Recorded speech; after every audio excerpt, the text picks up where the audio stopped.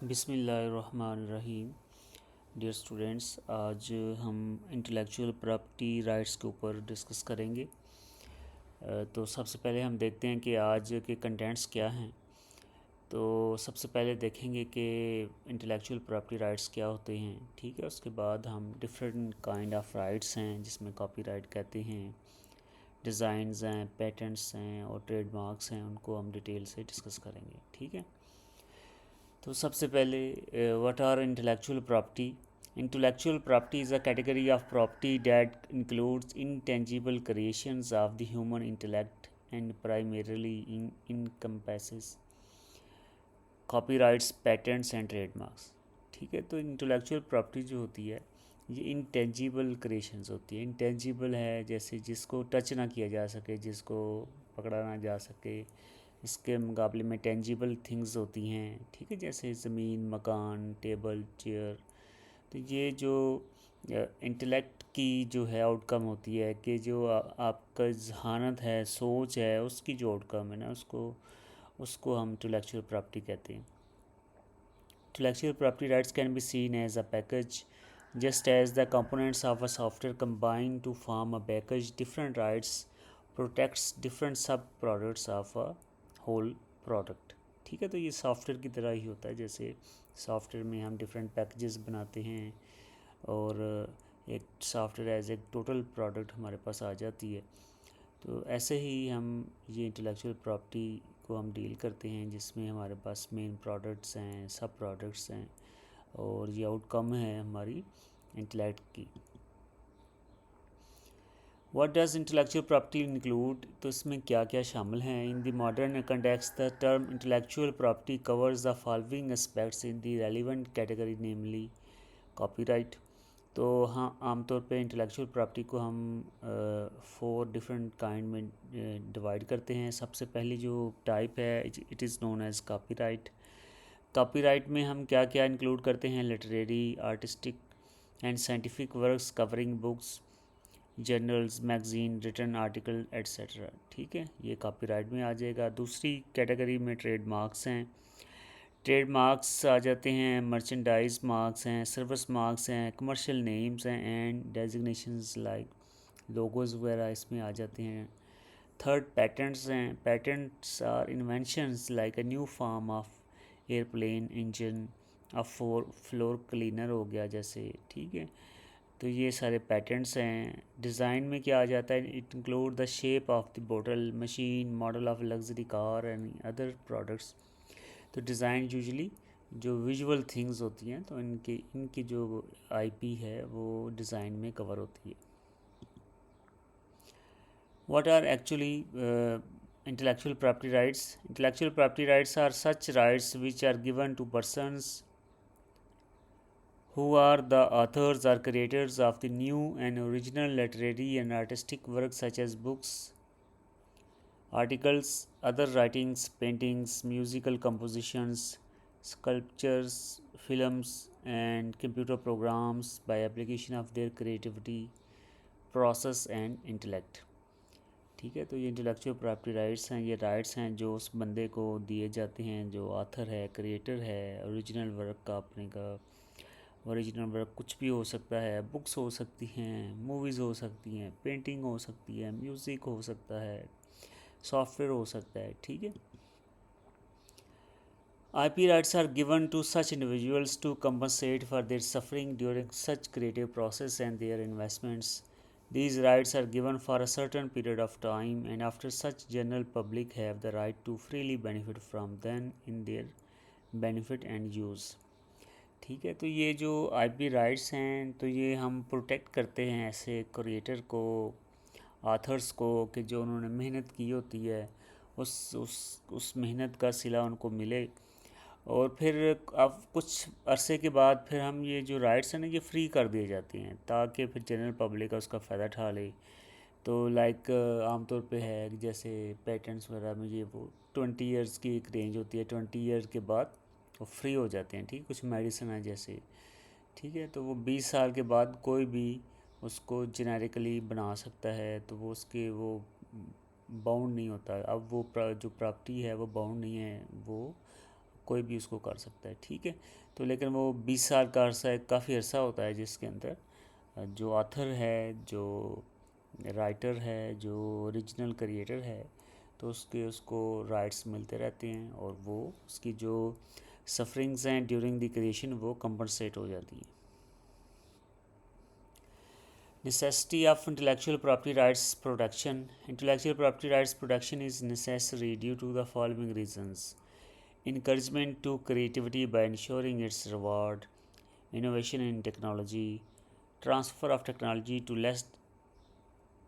less developed nations and countries of the world, ठीक है। तो इनकी प्रोटेक्शन क्यों ज़रूरी है, क्यों हम आईपी राइट्स इस्तेमाल करते हैं, तो उसकी वजह ये है कि जो क्रिएटर है उसको रिवॉर्ड मिलना चाहिए।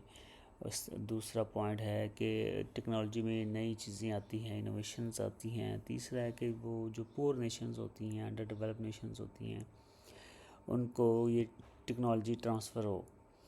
वर्ल्ड इंटेलेक्चुअल प्रॉपर्टी ऑर्गेनाइजेशन, तो पूरी दुनिया में एक ऑर्गेनाइजेशन है जिसको वर्ल्ड इंटेलेक्चुअल प्रॉपर्टी ऑर्गेनाइजेशन कहते हैं। तो ये WIPO was established in July 14 1967 in Stockholm, ठीक है जी। तो ऑल द इंटेलेक्चुअल प्रॉपर्टी तो intellectual property establishment in Pakistan, तो पाकिस्तान में इसका क्या सीन है? All the intellectual property rights laws in Pakistan are being administered and managed by 3 different ministries of federal government which are as under। तो पाकिस्तान में 3 different ministries हैं जो ये आईपीज़ को मैनेज करती हैं। The first one is ministry of education, तो ये क्या मैनेज करती है जी? The copyright ordinance 1962। उसके बाद है ministry of industries and production, the registered design ordinance 2000, the registered layout design of integrated circuit ordinance 2000, the patents ordinance 2000। उसके बाद जो मिनिस्ट्री ऑफ कॉमर्स है वो जी ट्रेडमार्क ऑर्डिनेंस 2001 और द मर्चेंडाइज मार्क्स एक्ट 1889। तो ये 3 मिनिस्ट्रीज़ हैं जो मिलकर पाकिस्तान में आईपीज़ को मैनेज कर रही हैं डिफरेंट ऑर्डिनेंस के थ्रू। तो सबसे पहले जो आईपी की टाइप आ रही है वो है कॉपीराइट। तो what is copyright? Copyright is a legal right existing in many countries that grants the creator of an original work exclusive rights to determine whether and under what conditions this original work may be used by others. In simpler terms, copyright is the right to copy. This means that the original creator of a product and any one who gives authorization to are the only ones with the exclusive right to reproduce the work, ठीक है जी। तो copyright जो है एक legal right है जो author के पास होता है, क्रिएटर के पास होता है, और वो जो राइट है वो आगे लोगों को ट्रांसफ़र कर सकता है उसके rights under some conditions which are agreed upon, ठीक है। तो वो जो कंडीशंस होंगी उसकी बेस के ऊपर वो जो काम है, वर्क है, वो आगे ट्रांसफ़र हो सकता है। It protects more items generated by business और individual than any other IP rights. तो सबसे ज़्यादा कॉपीराइट जो है वो इस्तेमाल ये कैटेगरी यूज़ होती है। It protects the form in which words, numbers and drawing are laid out. It can therefore protect business letters, manuals, diagram, computer programs and different list for examples of customers and suppliers. तो इसके अंदर आप देख सकते हैं business letter हैं आ जाते हैं, मैनुअल भी आ जाते हैं, डायग्राम्स हैं और कंप्यूटर के प्रोग्राम भी हैं, वो भी कॉपीराइट की कैटेगरी के अंदर आएंगे। Copyright law give 6 exclusive rights to the owner of the copyright copy the work.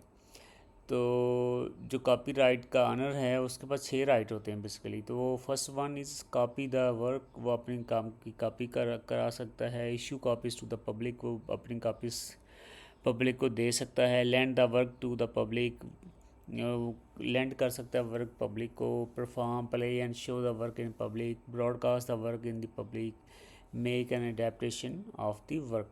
तो ये राइट्स हैं जो ऑथर के पास होते हैं।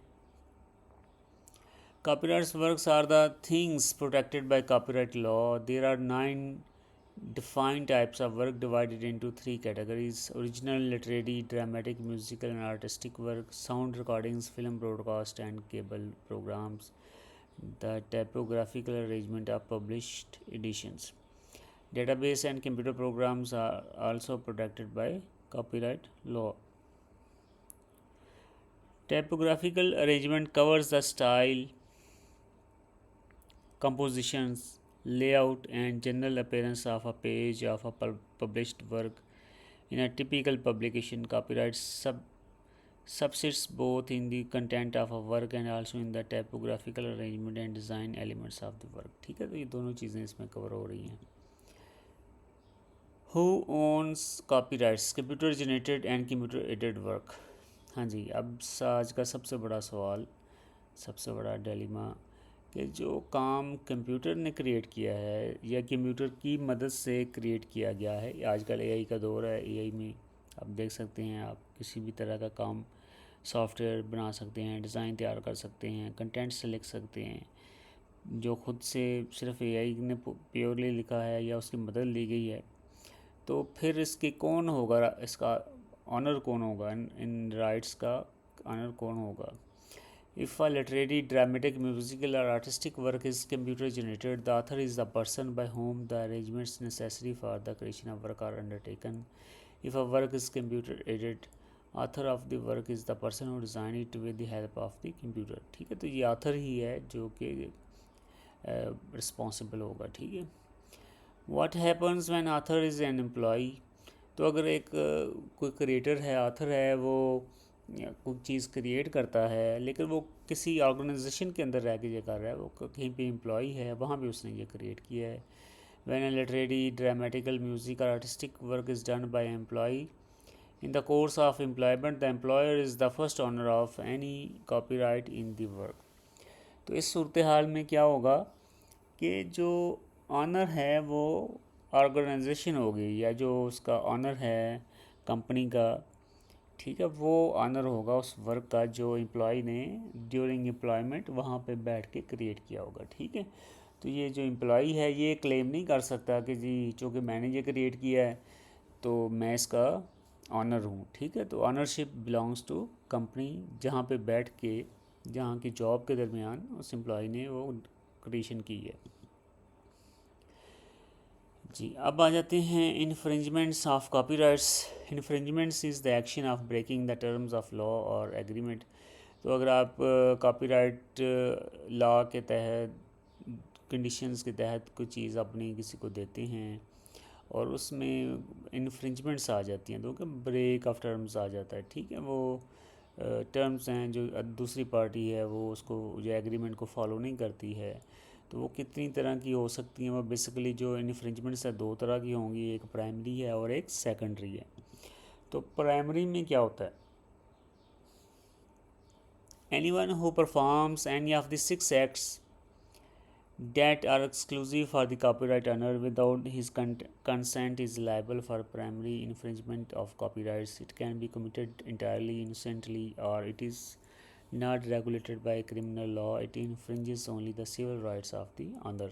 ठीक है. तो ऐसे 6 इक़दाम हैं, एक्ट्स हैं जो कि आप कॉपीराइट ऑनर की कंसेंट के बगैर अगर परफॉर्म करेंगे तो वो क्या होगी? प्राइमरी इन्फ्रिंजमेंट होगी.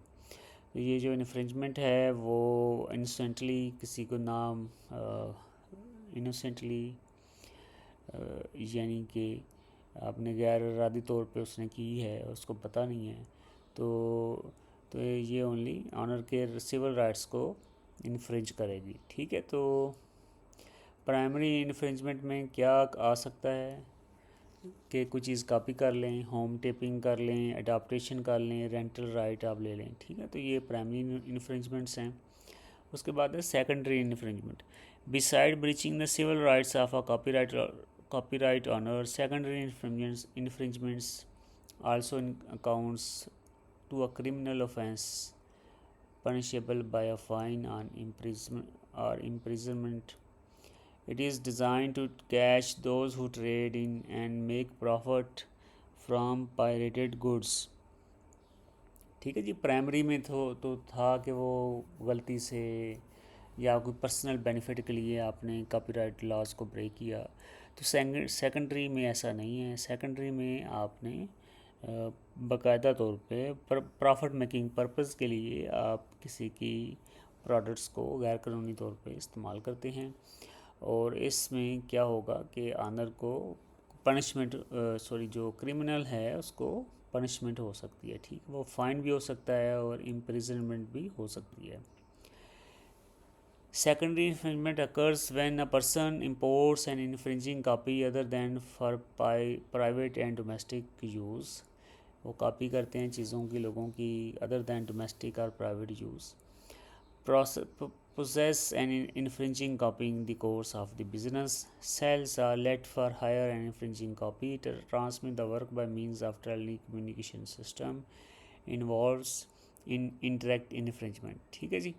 तो वो गैर कानूनी कॉपी करते हैं, उसको नेट पे इधर उधर भेज देते हैं, रिसीव करते हैं, तो ये सारे सेकेंडरी में आ जाएगा, ठीक है। तो the copyright ordinance 1962, any person violating the said ordinance shall be punishable with imprisonment which may extend to 3 years और with fine which may extend to 100,000 rupees और विद बोथ। ठीक है, तो जो कोई इस कॉपीराइट लॉ को वायलेट करेगा तो उसको 1 लाख रुपया जुर्माना या 3 साल की सज़ा या दोनों हो सकते हैं। तो second type of IPs are design. So what is design? The appearance of a product, in particular the shape, texture, color, materials used, contours and ornamentation that qualify as a new design. The overall impression should be different from any existing। ठीक है, तो ये visual thing है, appearance के product कैसी नज़र आती है, टेक्सचर कैसा है, कलर कैसा है, शेप कैसी है, तो ये सारा डिज़ाइन में आ जाएगा। A design right is an intellectual property right that protects the visual design of the object. Typically, the creator of the design owns any rights in it except where the work was commissioned or created during the course of employment, in which case the right belongs to the employer or party that commissioned the work। ठीक है, तो ये बात हमने पहले भी discuss कर ली है। तो डिज़ाइन में 2 तरह के हैं, अनरजिस्टर्ड डिज़ाइन राइट्स हैं, रजिस्टर्ड डिज़ाइन राइट हैं। ठीक है, तो unregistered design rights and registered design rights protect the shape और configuration of a marketable or potentially marketable product which are used to prevent unauthorized copying of an original design. Design rights can also be bought, sold or licensed in a similar manner to the copyright.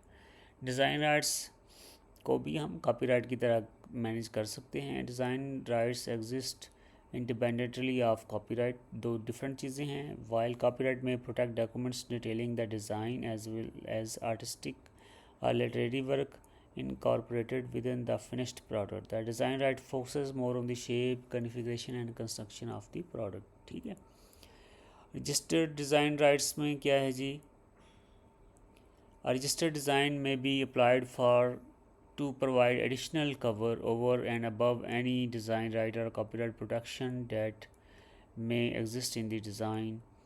The benefit of a registered design is that the design may enjoy prolonged protection from copying, although this protection would only be available in countries or territories where the application was made। ठीक है, तो अगर आप unregistered के बजाय registered design की तरफ जाएंगे, अपने डिज़ाइन को रजिस्टर करवा लेंगे, तो आपके पास ज़्यादा अथॉरिटी होगी and you can benefit from your product.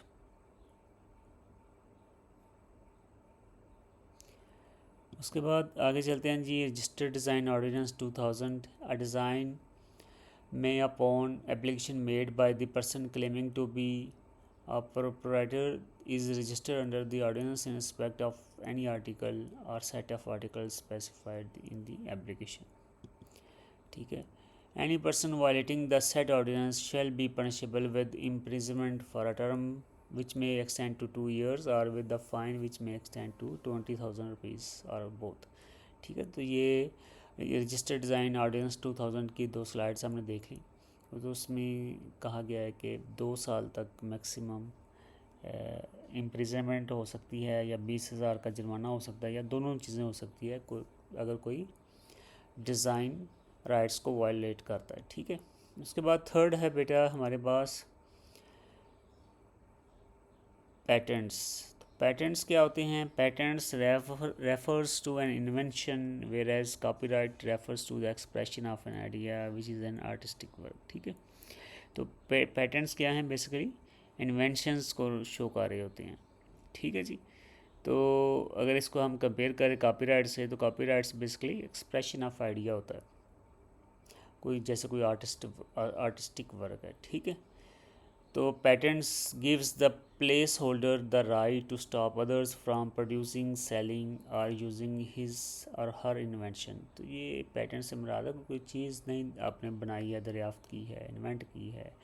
Unlike copyrights, patents protect the idea or design of the invention rather than any tangible form of the invention। ठीक है, the patent sometime you have invented you have to demonstrate that your invention is significantly original creation, it is unique enough to distinguish it from existing inventions, it is innovative enough that it wouldn't be obvious to others। Patent provides protection for 20 years after that the invention is public property। ठीक है जी। तो आपने कोई नई चीज़ design की है, invent की है, ठीक है, कोई नई चीज़ इन्वेंट की है, तो वो उसको आप पेटेंट करवा सकते हैं। लेकिन जो जिस चीज़ को आपने पेटेंट करवाना है उसके लिए बड़े ज़रूरी है कि वो एक नई सिग्निफिकेंट क्रिएशन हो। ये ना हो कि कोई चीज़ पहले से बनी हुई है तो आप उसमें लिटिल मॉडिफिकेशन करें 1-2% और कहें कि ये नई चीज़ है, ऐसा नहीं, ये आप एक्सेप्टेबल नहीं होगा। तो और वो आपकी इन्वेंशन यूनिक होनी चाहिए और वो ऑब्वियस नहीं होनी चाहिए। ठीक है, तो जैसे आप कोई कहें कि जी एक जो व्हील है उसको मैं पेटेंट करवा लेता हूँ। ठीक है, तो व्हील तो सारे व्हील्स आपने देखा है कि वो गोल होते हैं। ठीक है, तो वो उसको कहें कि जी मेरा व्हील जो मैंने बनाया नया वो गोल है, तो फिर चूँकि वो एक ऑब्वियस थिंग है कि सारे ऐसे ही होते हैं, तो वो उसको पैटर्न नहीं किया जा सकता। ठीक है, ऐसे ही मे बी मोबाइल्स में कुछ चीज़ें हैं या कोई चीज़ कॉमन चीज़ें हैं जिनको जो ऑब्वियस होती हैं और उनको आप पैटेंट नहीं करवा सकते। आपकी चीज़ यूनिक होनी चाहिए, नहीं होनी चाहिए बिल्कुल, ताकि आप उसको पैटेंट करवा सकें। तो पैटेंट ऑर्डिनेंस 2000 क्या कहता है जी? Any invention is patentable if it is new, involves an inventive step and is capable of industrial applications. ठीक है जी। उसके बाद हमारे पास बेटा आ जाता है आखिरी पॉइंट विच आर ट्रेडमार्क्स। तो एनी वर्ड, नेम, सिंबल और एनी कॉम्बिनेशन यूज्ड और intended to be used in commerce to identify and distinguish the goods of one manufacturer or sellers from goods manufactured or sold by others and to indicate the source of the goods। in short a trademark is a brand name। ठीक है जी, brand name जैसे होते हैं वो सारे trademarks हैं, Pepsi, cocoa Cola, Nestle. ठीक है, तो ये सारे ट्रेडमार्क्स हैं, तो इनको भी आप इनके भी राइट्स आप के पास ले सकते हैं। Trademark owner can be an individual, business और any legal entity. A trademark may be located on a package, a label और वोचर एंड और on the product itself. For the sake of corporate identity trademarks are often displayed on company buildings. ठीक है जी, तो आपने देखा होगा बड़ी बड़ी कंपनीज हैं जिनके अपने लोगोज होते हैं, ट्रेडमार्क्स होते हैं, तो उन्होंने इनको रजिस्टर करवाया होता है ताकि कोई उसको कॉपी ना कर सके और उनकी प्रोडक्ट्स हैं उनको इजीली आइडेंटिफाई किया जा सके। तो इसमें हमारे पास जो ऑर्डिनेंस है वो है ट्रेडमार्क ऑर्डिनेंस 2001। उसमें क्या है जी? A trademark may be registered in accordance with the provisions of this ordinance in the respect of goods, services और बोथ। ठीक है जी। तो लास्ट में बेटा हम देखते हैं कि हमारा जो कंपैरिजन है, ठीक है, तो इसको मैं थोड़ा सा ऊपर कर लेता हूँ। हाँ जी, कंपैरिजन क्या है जी? कॉपीराइट पेटेंट्स और ट्रेडमार्क्स हैं, तो what protected original work of the copyright में है जी original work of the authorship such as books, articles, songs, photographs, sculptures, choreography, sound recordings, motion pictures and other work। Patterns में क्या है जी? ये इन्वेंशंस हैं such as processes, machines, manufacturers, composition of matters as well as improvement to these, ठीक है। और trademark क्या है? Any word, phrase, symbol, design that identifies and distinguish the source of the goods of any party from those of others, ठीक है। Requirement to be protected में copyright है, work must be original, creative and fixed in a tangible medium. Invention patents में क्या है जी? Invention must be new, useful and non obvious. और trademark, a mark must be distinctive that it must be capable of identifying the source of a particular good. और terms of protection क्या हैं? Authors life plus 70 more years, ठीक है। कि जो copyrights होते हैं वो जो जब तक ऑथर ज़िंदा रहेगा तो उस वक्त तक उसकी प्रोटेक्शन रहेगी, और उसके मरने के बाद भी 70 साल तक, 70 ईयर्स तक वो उसकी प्रॉपर्टी रहेगी। 70 ईयर के बाद वो उसकी प्रॉपर्टी नहीं रहेगी, वो पब्लिक प्रॉपर्टी हो जाएगी। जो पैटेंट्स हैं, पैटेंट्स बेटा 20 साल तक की इनकी लिमिट होती है। 20 साल तक इसके राइट्स हैं वो ऑथर को मिलते रहते हैं, उसके बाद ये पब्लिक प्रॉपर्टी हो जाती है। ट्रेडमार्क्स क्या हैं जी? For as long as the mark is use in commerce, तो जब तक ट्रेडमार्क इस्तेमाल किया जाता रहेगा तो वो उसका हिस्सा रहेगा, उसका ऑथर, उसका जो है वो ऑनर रहेगा, ठीक है। Rights granted, right to control the reproduction, making of derivative works, distribution, ठीक है। तो ये सारे राइट्स हैं, प्रोटेक्टेड हैं, granted under copyright. Right to prevent others from making, selling, using and importing the patent work, ठीक है। तो पेटेंट्स में ये राइट्स अवेलेबल हैं।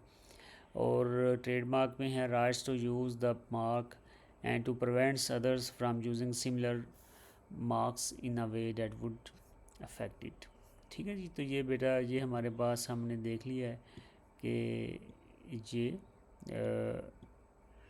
डिफरेंट हमने टाइप्स ऑफ आईपीज़ को देखा है, और हमने देखा है कि वो प्रोटेक्टेड हैं अंडर अंडर डिफरेंट कैटेगरीज़, ठीक है।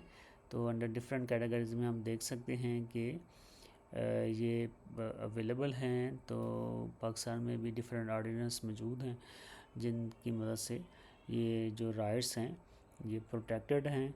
और ख़ास तौर पे आजकल जैसे कि कम्युनिकेशन का दौर है, तो चीज़ें ईज़िली कॉपी की जा सकती हैं, डिस्ट्रीब्यूट की जा सकती हैं।